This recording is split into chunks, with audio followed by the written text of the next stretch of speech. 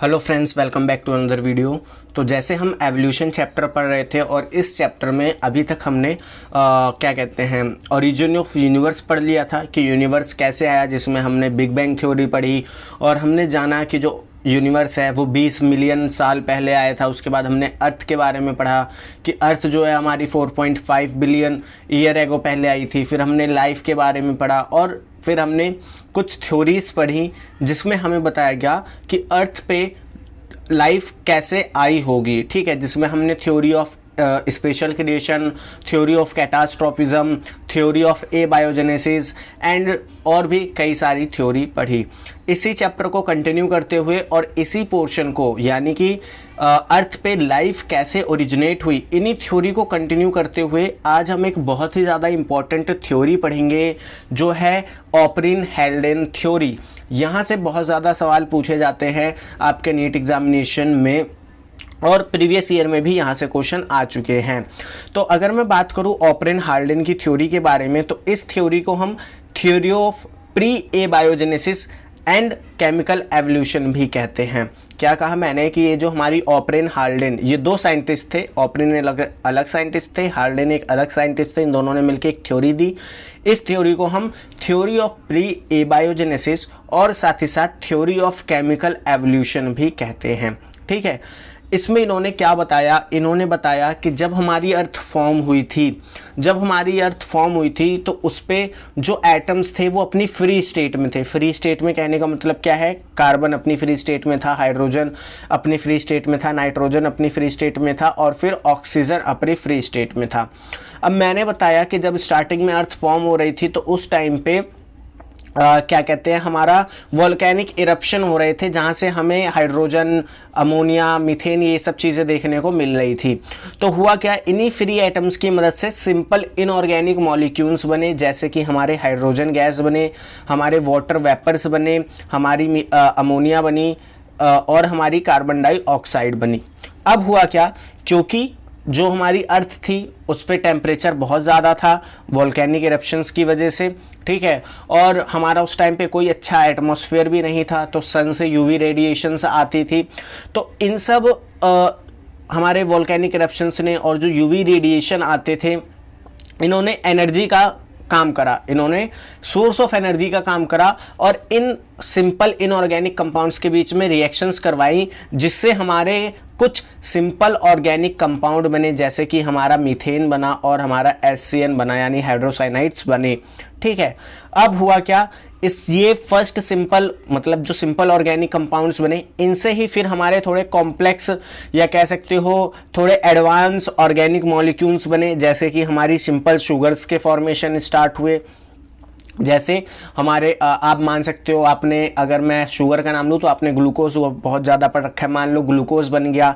हमारे amino acids का formation start हुआ, ग्लिसरॉल का फॉर्मेशन स्टार्ट हुआ और फिर फैटी एसिड्स का फॉर्मेशन भी स्टार्ट हुआ।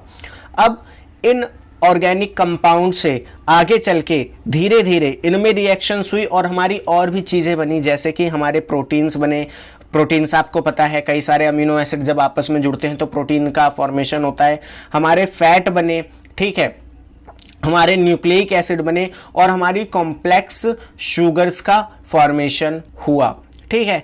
अब इसके बाद हुआ क्या कि जब ये हमारे protein, fats, nucleic acid, complex sugar बनी, तो इन्हीं सब चीज़ों से आगे चल के एक नई लाइफ अराइज हुई।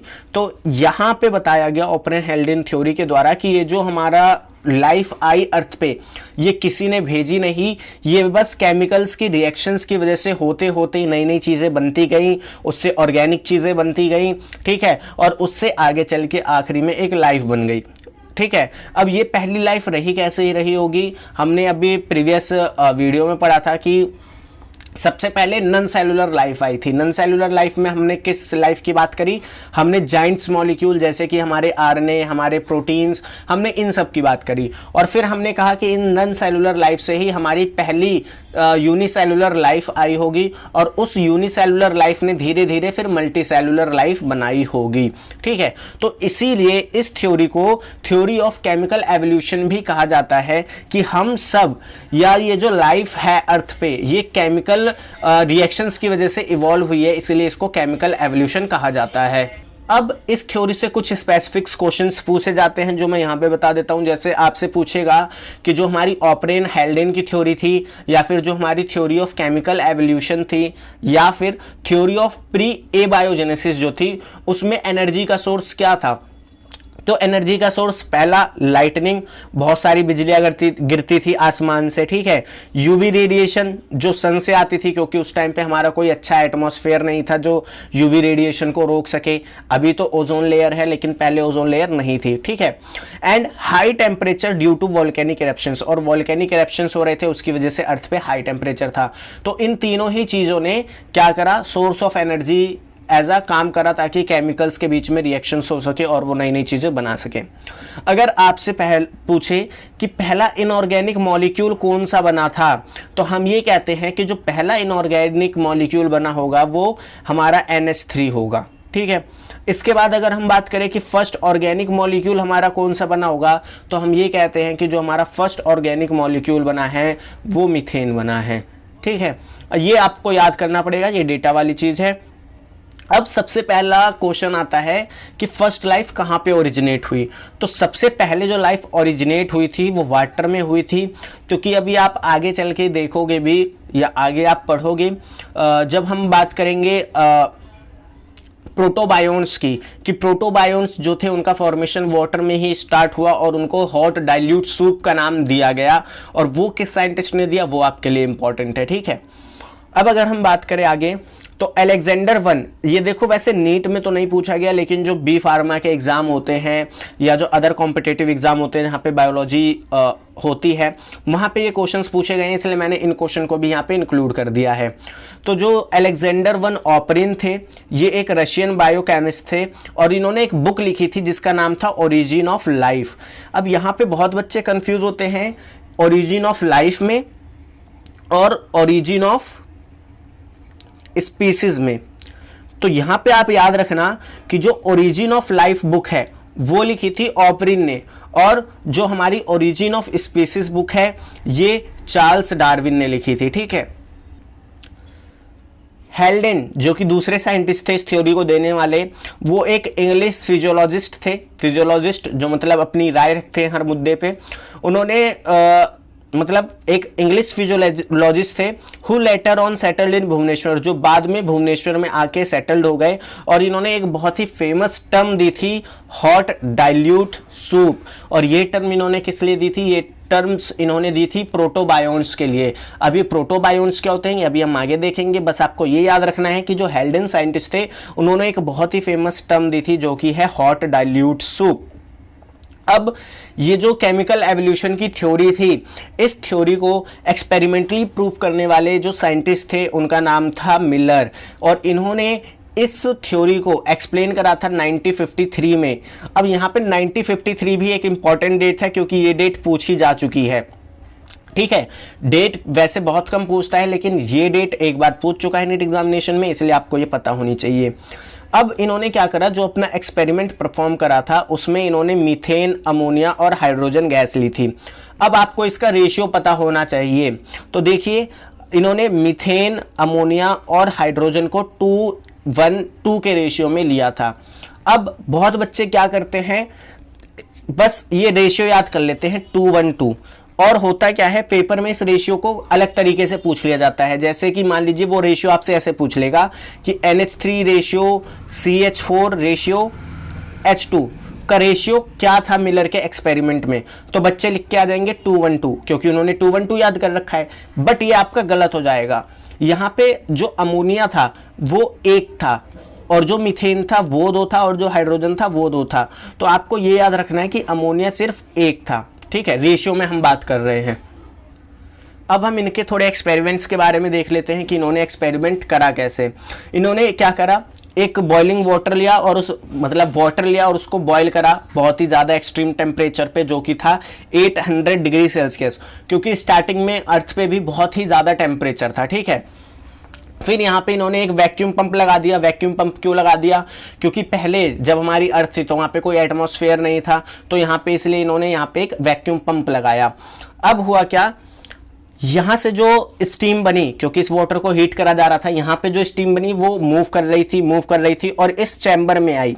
अब इस चैम्बर में इन्होंने गैसेस ले रखी थी जो कि हमारी थी मीथेन, अमोनिया, हाइड्रोजन, और ये वाटर वेपर कहां से आया? ये वाटर वेपर आया यहां से, हीट जब हमने वाटर को करा तो वहां से ये वाटर वेपर आया। अब जैसे मैंने बताया कि जब अर्थ बन रही थी तो वहां पे बहुत ही ज्यादा लाइटनिंग होती थी, बहुत ही ज्यादा बिजलियां गिरती थी, तो इसीलिए उस सिनेरियो को क्रिएट करने के लिए इन्होंने क्या करा? इलेक्ट्रोड यूज करे, और इलेक्ट्रोड में इन्होंने बहुत ही ज्यादा वोल्टेज दिया जो कि था 75,000 वोल्टेज, यानी कि 75,000 वोल्ट का वोल्टेज इन्होंने प्रोवाइड करा, जिसकी वजह से स्पार्क डिस्चार्ज हुआ, यानी कि लाइटनिंग होने लगी। अब लाइटनिंग भी होने लगी, ठीक है, और स्टीम का हाई टेम्परेचर है तो हाई टेम्परेचर हो गया। अब इन्होंने क्या करा? यहाँ पे कंडेंसर लगा दिया। कंडेंसर मतलब क्योंकि यहाँ पे वाटर वेपर है तो जब वो नीचे आएगा तो वो कंडेंस होगा, कूल डाउन होगा और अपने लिक्विड फॉर्म में वापस आएगा। अब ये एक्सपेरिमेंट इन्होंने करके छोड़ दिया और इन्होंने 18 दिन के बाद आफ्टर 18 डेज इन्होंने क्या देखा कि जो वाटर है, जो यहां से कंडेंस होकर वाटर आ रहा है, उसके अंदर ऑर्गेनिक कंपाउंड्स मौजूद हैं। और ये ऑर्गेनिक कंपाउंड्स क्या थे? ये ऑर्गेनिक कंपाउंड्स थे अमीनो एसिड्स, ठीक है, तो ये आपको याद रखना है, organic amino acid seen after 18 days. अब आपसे एक क्वेश्चन पूछा जा सकता है कि जो मिलर ने एक्सपेरिमेंट करा उसकी ड्रॉबैक क्या थी, क्योंकि बहुत बच्चे एनसीईआरटी में ड्रॉबैक वाली बात नहीं दी गई है तो इसको बहुत बच्चों को पता नहीं होता। अगर हम बात करें ड्रॉबैक्स की तो यहाँ पे इनका सबसे बड़ा ड्रॉबैक जो था वो था डिवॉइड ऑफ रेडिएशन, मतलब इन्होंने अपने एक्सपेरिमेंट में सारी कंडीशंस क्रिएट करी। पहला, हाई टेम्परेचर क्रिएट कर दिया, कैसे? वाटर को बॉईल करके। दूसरा, इन्होंने लाइटनिंग प्रोड्यूस कर दी, कैसे? 2 इलेक्ट्रोड का स्पार्क्स करा के, ठीक है। बट यहाँ पे जो सन से यूवी रेडिएशंस आती थी उस यूवी रेडिएशन वाली सिनेरियो को ये क्रिएट नहीं कर पाए, तो यहाँ पे यूवी रेडिएशन एब्सेंट थी और यही इनकी ड्रॉबैक थी, ठीक है।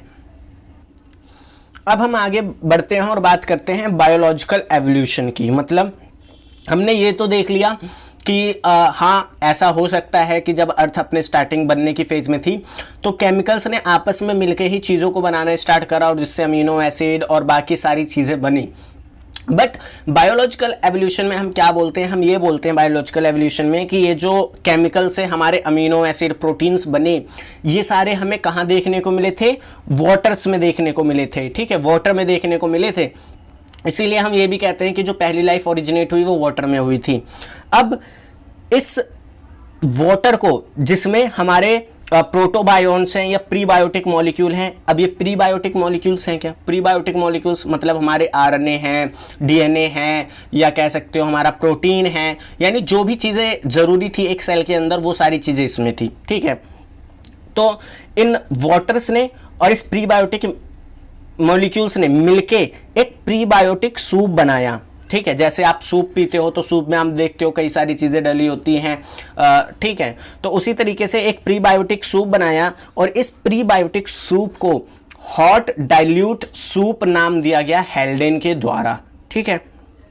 और इसके अंदर क्या मौजूद थे? प्रीबायोटिक मॉलिक्यूल्स, या फिर हम इन्हें प्रोटोबायोन्स भी बोल सकते हैं। और ये प्रोटोबायोन्स थे क्या? Basically Giants molecule, RNA, DNA, protein, ये सब चीजें थी। अब इन्हीं प्रोटोबायोन्स की वजह से बायोजेनेसिस हुई, यानी कि लाइफ का फॉर्मेशन स्टार्ट हुआ। तो अब हम क्या पढ़ेंगे? अब हम सबसे पहले पढ़ेंगे टाइप ऑफ प्रोटोबायोन्स। क्यों? क्योंकि हमने तो बस ये एक क्या कहते हैं, एजम्पशन करी कि पहले प्रोटोबायोन्स यानी आरएनए, डीएनए जैसी चीज़ें बनी होंगी, उसके बाद कोई सिंगल सेल बनी होगी।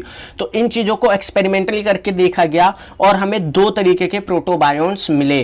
एक को हमने नाम दिया कॉन्सर्वेट्स, जो कि ऑपरिन के एक्सपेरिमेंट्स में हमें देखने को मिले थे, और एक को हमने नाम दिया माइक्रोस्फेयर्स, जो कि सिडनी फॉक्स के एक्सपेरिमेंट्स में हमको देखने को मिले। तो ये दोनों प्रोटोबायोन्स आपको याद रखने हैं कि कॉन्सर्वेट्स किसके एक्सपेरिमेंट से मिले, माइक्रोस्फेयर किसके एक्सपेरिमेंट से मिले, और इनके बीच में क्या क्या डिफरेंस है। अगर मैं बात करूं कॉन्सर्वेट्स की, अगर मैं बात करता हूं कॉन्सर्वेट्स की, तो जो कॉन्सर्वेट्स थे इनके पास लिपिड मेम्ब्रेन एब्सेंट थी, इनके पास लिपिड की मेम्ब्रेन नहीं थी। वहीं अगर मैं बात करूं माइक्रोस्फेयर्स की, तो माइक्रोस्फेयर्स में लिपिड मेम्ब्रेन प्रेजेंट थी, और जैसे आप लोगों को भी पता है कि जो हमारी नॉर्मल सेल्स है इनमें भी लिपिड की लेयर होती है। ठीक है, अब अगर हम आगे बात करें क्वासरवेट्स की, तो क्वासरवेट्स का फॉर्मेशन कैसे हुआ था? क्वासरवेट्स का फॉर्मेशन हुआ था लार्ज प्रोटीन और पॉलीसैकेराइड्स की मदद से। वहीं अगर हम बात करें माइक्रोस्फेयर्स का फॉर्मेशन क्या हुआ था, तो उनका फॉर्मेशन हुआ था प्रोटीनॉइड्स और लिपिड की मदद से। ठीक है, अगर हम बात करें क्वासरवेट्स की, तो क्वासरवेट्स में सिंपल टाइप ऑफ मेटाबॉलिज्म हमें देखने को मिलता था। मतलब क्या है कि कई सारे क्वासरवेट्स के मॉलिक्यूल आपस में मिलके एक बड़ा मॉलिक्यूल बना देते थे और इसको हम बोलते हैं एनाबॉलिज्म। और जो बड़े हमारे क्वासरवेट्स होते थे वो टूट टूट के छोटे छोटे क्वासरवेट्स बना देते थे, इस चीज को हम बोलते हैं कैटाबॉलिज्म। और आपको पता है कि हमारी बॉडी में जो भी रिएक्शंस होती हैं, यानी एनाबॉलिज्म होता है और जो भी कैटाबॉलिज्म होता है, उनको मिला के हम मेटाबॉलिज्म बोलते हैं। इसीलिए हम ये कहते हैं कि हमें क्वासरवेट्स में सिंपल टाइप ऑफ मेटाबॉलिज्म देखने को मिला, बट माइक्रोस्फेयर्स में हमें कोई भी मेटाबॉलिज्म देखने को नहीं मिला। अब हम आगे मूव करते हैं और बात करते हैं कि कैसे लाइफ इवॉल्व हुई होगी इन प्रोटोबायोन्स से। तो देखो, हम ये कहते हैं कि जो भी प्रोटोबायोन्स थे उनसे सबसे पहले फर्स्ट नॉन सेलुलर लाइफ बनी होगी। फर्स्ट नॉन सेलुलर लाइफ बनी होगी और कितने टाइम पहले बनी होगी? 3 बिलियन ईयर एगो पहले बनी हुई होगी। आज से 3 बिलियन ईयर एगो पहले बनी हुई होगी। और उस टाइम पे वो अनएरोबिक कंडीशंस में रहते थे। अनएरोबिक कंडीशंस में मतलब वो ऑक्सीजन का यूज नहीं करते थे अपने सर्वाइवल के लिए। इसके बाद हम कहते हैं कि इस फर्स्ट नॉन सेलुलर लाइफ से पहली सेलुलर लाइफ बनी होगी 2 बिलियन ईयर एगो पहले। अब यहाँ पे बच्चे 3 बिलियन 2 बिलियन में कंफ्यूज हो जाते हैं। मैं एक बार दोबारा से बता देता हूँ कि मान लीजिए ये वो पॉइंट है जहाँ पे हमारी एनसीईआरटी लिखी गई। ठीक है, तो यहाँ से ये टाइम दे रहे हैं कि 3 बिलियन पहले, 3 बिलियन ईयर एगो पहले हमारी पहली नॉन सेलुलर लाइफ बनी और 2 बिलियन ईयर एगो पहले, 2 बिलियन ईयर एगो पहले हमारी सेलुलर लाइफ बनी। या फिर आप ये भी कह सकते हो कि नॉन सेलुलर लाइफ के बनने के 1 बिलियन साल बाद हमारी पहली सेलुलर लाइफ बनी। और ये कैसी कंडीशंस में बनी? ये भी अनएरोबिक कंडीशंस में बनी, यानी ये भी ऑक्सीजन का यूज नहीं करते थे अपने सर्वाइवल के लिए। अब ये जो पहली सेलुलर लाइफ बनी, इनसे हमारे कीमोहेट्रोट्रॉप्स बने। कीमोहेट्रोट्रॉप्स का मतलब क्या है? जो केमिकल रिएक्शन से अपनी एनर्जी बनाते हैं, ऐसे ऑर्गेनिज्म बने। ठीक है, सबसे पहले कीमोहेट्रोट्रॉप्स बने। कीमोहेट्रोट्रॉप्स का मतलब क्या है कि जैसे मान लो ये कोई सिंपल सेल है, ठीक है, जो कि कीमोहेट्रोट्रॉप्स है, तो अगर इनकी बॉडी की सरफेस पे कोई रिएक्शन अपने आप हो रही है, ठीक है, तो वहां से जो एनर्जी निकल रही है ये उस एनर्जी को पकड़ लेते थे और उससे अपना सर्वाइवल करते थे। ठीक है, तो ये कीमोहेट्रोट्रॉप्स थे। अब कीमोहेट्रोट्रॉप्स से इवॉल्व हुए कीमोऑटोट्रॉप्स। मतलब कीमोहेट्रोट्रॉप्स को जब केमिकल कम पड़ने लगा तो वहां पे कीमोऑटोट्रॉप्स बने। कीमोऑटोट्रॉप्स क्या करते थे? जैसे मान लीजिए ये एक कीमोऑटोट्रॉप सेल है, तो यहां पे अगर मान लीजिए कोई भी फूड है तो उसका ये ऑक्सीडेशन करा देते थे। ऑक्सीडेशन मतलब इस चीज को तोड़ दिया करते थे और इस चीज को तोड़ने के बाद जो भी एनर्जी रिलीज होती थी उसको अपनी बॉडी में एटीपी की फॉर्म में ट्रैप कर लेते थे और अपने खाना बनाने में यूज करते थे। तो ये कीमोऑटोट्रॉप्स थे। अब कीमोऑटोट्रॉप्स के बाद हमारे सिंपल फोटोऑटोट्रॉप्स आए। सिंपल फोटोऑटोट्रॉप्स क्या करते थे? सिंपल फोटोऑटोट्रॉप्स जो थे वो सनलाइट को यूज करते थे। जैसे इसके नाम में दिख रहा है फोटो, फोटो का मतलब होता है लाइट। तो सिंपल फोटोऑटोट्रॉप्स जो थे वो लाइट को यूज करते थे अपना खाना बनाने में। और ये भी कैसे थे? अनएरोबिक थे। अनएरोबिक का मतलब क्या है कि जैसे यहां पे मान लो ये हमारे सिंपल फोटोऑटोट्रॉप्स हैं, ठीक है, अब यहां पे ये सनलाइट आई तो ये क्या करते थे?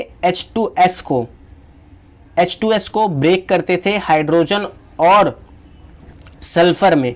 ठीक है, यहां पे ऑक्सीजन रिलीज नहीं होती थी और ना ही ऑक्सीजन को यूज करते थे, इसीलिए ये इनको एनएरोबिक कहा जाता है, क्योंकि ये ऑक्सीजन यूज नहीं करते थे। तो इसीलिए इन्हें क्या कहा गया? सिंपल फोटोऑटोट्रॉप्स कहा गया। अब सिंपल फोटोऑटोट्रॉप से इवॉल्व हुए फोटोऑटोट्रॉप्स। फोटोऑटोट्रॉप्स हमारे वो ऑर्गेनिजम्स थे जो कि ऑक्सीजन का यूज करते थे, जैसे कि हमारे साइनोबैक्टीरिया। ठीक है, अब ये साइनोबैक्टीरिया क्या करते थे? ये वाटर को तोड़ते थे हाइड्रोजन प्लस ऑक्सीजन में, और ये ऑक्सीजन जो थी फिर वो इन्वायरमेंट में जाके मिलना स्टार्ट हुई, मतलब इन्वायरमेंट में गई। breakdown of H2O into H2 and O2 and atmosphere become oxidizing, atmosphere में ऑक्सीजन आने लगी और एटमॉस्फेयर कैसा हो गया, ऑक्सीडाइजिंग हो गया। अब ये जो ऑक्सीजन हमारे साइनोबैक्टीरिया ने या फिर जो भी पहले फोटो ऑटोट्रॉप्स थे उन्होंने जो भी ऑक्सीजन प्रोड्यूस करी वो ऑक्सीजन कहाँ यूटिलाइज होने लगी, वो मीथेन के साथ रिएक्ट करके CO2 बनाने लगी, ठीक है, NH3 के साथ रिएक्ट करके N2 बनाने लगी, और ऑक्सीजन के मॉलिक्यूल आपस में ही रिएक्ट करके यूवी रेडिएशंस की प्रेजेंस में ओजोन लेयर बनाने लगे। और जब ये ओजोन लेयर पूरी तरीके से बन गई तो हमारे अर्थ की एक अच्छी सी एटमॉस्फेयर की लेयर बनी जो कि यूवी रेडिएशंस को हमारे तक आने से रोकती थी, ठीक है। तो आप देखो किस तरीके से ये एवोल्यूशंस हुए कि सबसे पहले प्रोटोबायोन्ट्स आए, प्रोटोबायोन्ट्स के बाद first non cellular life I, और नॉन सेलुलर लाइफ के आने के 1 बिलियन साल बाद हमारी पहली सेलुलर लाइफ आई। उस सेलुलर लाइफ से फिर कीमो हेटरोट्रॉप्स बने, फिर कीमो ऑटोट्रॉप्स बने, फिर कीमो ऑटोट्रॉप्स से हमारे सिंपल फोटो ऑटोट्रॉप्स बने, फिर फोटो ऑटोट्रॉप्स बने, और उन फोटो ऑटोट्रॉप्स ने जो ऑक्सीजन रिलीज करी उस ऑक्सीजन से हमारी कार्बन डाइऑक्साइड, ओजोन, N2 ये सब गैसेस का बनी, ठीक है। तो इस तरीके से हमारे अर्थ पे जो कंडीशंस थी वो किसी भी ऑर्गेनिज्म के सर्वाइवल के लिए बनी, क्योंकि अगर ओजोन नहीं होती तो हम अभी तक यूवी रेडिएशंस हमारे बॉडी तक आती, कैंसर से ही हम लोग मर जाते। तो वो ओजोन बहुत इंपॉर्टेंट रोल प्ले करती है। सो देखो हमने ये तो देख लिया कि पहली जो हमारी फर्स्ट सेलुलर लाइफ थी वो कैसे ओरिजिनेट हुई होगी, हमने ये आइडिया लगा लिया, और हमने ये भी आइडिया लगा लिया कि अर्थ पे एटमॉस्फेयर कैसे बना, ठीक है। अब हम ये बात करते हैं कि यूकैरियोटिक सेल्स का फॉर्मेशन कैसे स्टार्ट हुआ होगा, ठीक है, हम ये बात करते हैं। तो सबसे पहले इसके लिए अगर हम बात करें कि इसके क्या प्रूफ है कि हाँ ऐसा ही हुआ होगा, तो इसके ये प्रूफ है कि जब आप आपने 11th क्लास में सेल चैप्टर पढ़ा होगा, आपने फोटोसिंथेसिस चैप्टर पढ़ा होगा, तो वहाँ पे आपने एक चीज़ ऑब्जर्व करी होगी कि जो हमारा क्लोरोप्लास्ट होता है उसके पास एक अपना सर्कुलर डीएनए होता है। क्या होता है? अपना एक सर्कुलर डीएनए होता है। इसी तरीके से एनिमल सेल्स में जो माइटोकॉन्ड्रिया होता है या प्लांट सेल्स में भी जो माइटोकॉन्ड्रिया होता है उनके पास अपना एक सर्कुलर डीएनए होता है। और जो हमारे प्रोकैरियोटिक सेल्स होते हैं यानी कि जो हमारे बैक्टीरियाज होते हैं उनके पास भी डबल सर्कुलर क्या कहते हैं हमारा सर्कुलर डीएनए होता है। तो ये चीज़ इस थ्योरी को जस्टिफाई करती हैं, ठीक है। तो इसमें क्या कहा गया? इसमें ये कहा गया कि एक अनएरोबिक प्रीडेटर होस्ट था, मतलब एक कोई अनएरोबिक प्रीडेटर बैक्टीरिया था, ठीक है, जिसने क्या करा अपने से छोटे बैक्टीरिया की फेजोसाइटोसिस कर ली, यानी उसे खा गया। इस बैक्टीरिया को ये खा गया। अब इसने इसको क्यों खाया होगा? एनर्जी के लिए खाया होगा, ठीक है। बट इस बैक्टीरिया ने इसके साथ क्या करी? एक डील कर ली। क्या डील कर ली? इस छोटे वाले बैक्टीरिया ने इस बड़े वाले बैक्टीरिया को कहा, जो प्रीडेटर था। देखो ऐसा हुआ नहीं है, मैं कहानी की फॉर्म में समझा रहा हूं ताकि ये आपको याद रहे, नहीं तो ये डायग्राम आपको पॉइंट्स समझ नहीं आते।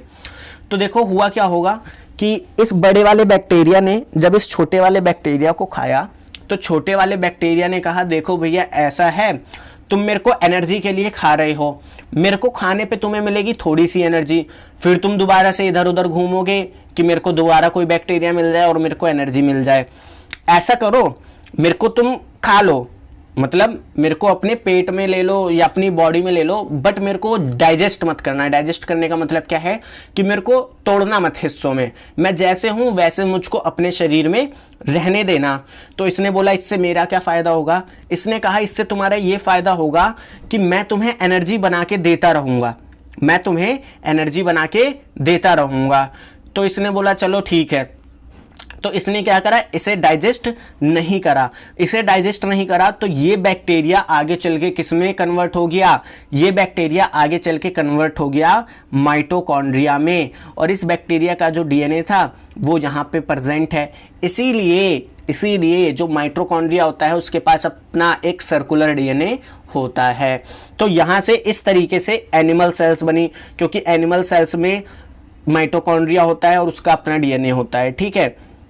और माइटोकॉन्ड्रिया काम क्या करता है, एटीपी का फॉर्मेशन करता है, यानी एनर्जी का काम करता है, ठीक है। अब इसने क्या करा, इस बैक्टीरिया ने मान लो किसी दूसरे साइनोबैक्टीरिया को खा लिया। साइनोबैक्टीरिया क्योंकि आपको पता है फोटोसिंथेसिस करता है, फोटोऑटोट्रॉप होता है, तो इसने क्या करा, किसी दूसरे साइनोबैक्टीरिया को खा लिया। अब जैसे इस माइटोकॉन्ड्रिया ने इसके साथ डील करी थी, मतलब इस वाले बैक्टीरिया ने इसके साथ डील करी थी, साइनोबैक्टीरिया ने कहा देखो भैया तुम मेरे को एनर्जी के लिए ही खा रहे हो, ठीक है, तुम मेरे को ऐसा करो, डाइजेस्ट मत करो, तुम बस क्या करो, मेरे को अपनी बॉडी में ले लो, मतलब इंजेस्ट कर लो, लेकिन मेरे को डाइजेस्ट मत करना, मतलब मेरे को खा तो लो लेकिन मेरे को तोड़ना मत। तो इस सेल ने कहा कि अच्छा इससे मेरा क्या फ़ायदा होगा, इसने कहा कि इससे तुम्हारा ये फ़ायदा होगा कि जब तुम मेरे को लाइट के पास ले जाओगे तो मैं उस लाइट को यूज़ करके तुम्हारे लिए एनर्जी बना दूंगा, तुम्हें दोबारा किसी चीज़ को खाने की ज़रूरत नहीं पड़ेगी। तो इसने कहा अच्छा तुम ये भी कर सकते हो। तो साइनोबैक्टीरिया ने कहा और क्या, तुम मेरे को हल्के में ले रहे हो। तो अब हुआ क्या कि इसने इस साइनोबैक्टीरिया को इंजेस्ट करा बट उसे डाइजेस्ट नहीं करा, उसे ब्रेक डाउन नहीं करा, और ये साइनोबैक्टीरिया आगे चल के किस में कन्वर्ट हो गया, क्लोरोप्लास्ट में।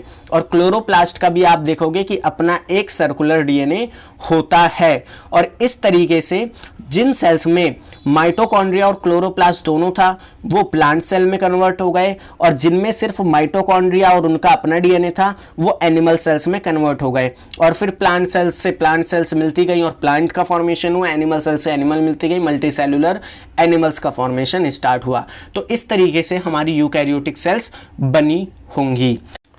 सो आई होप आज की वीडियो में हमने जो टॉपिक्स पढ़े, जैसे कि ओपनिन एंड हेल्डेन की जो हमने थ्योरी पढ़ी, हमने ओरिजिन ऑफ यूकैरियोटिक सेल्स पढ़ा, हमने प्रोटोबायोन्ट्स के बारे में पढ़ा, ये सब आपको अच्छे से समझ में आया होगा। मिलते हैं नेक्स्ट वीडियो में जहाँ पे हम बाकी के टॉपिक्स कवर करेंगे।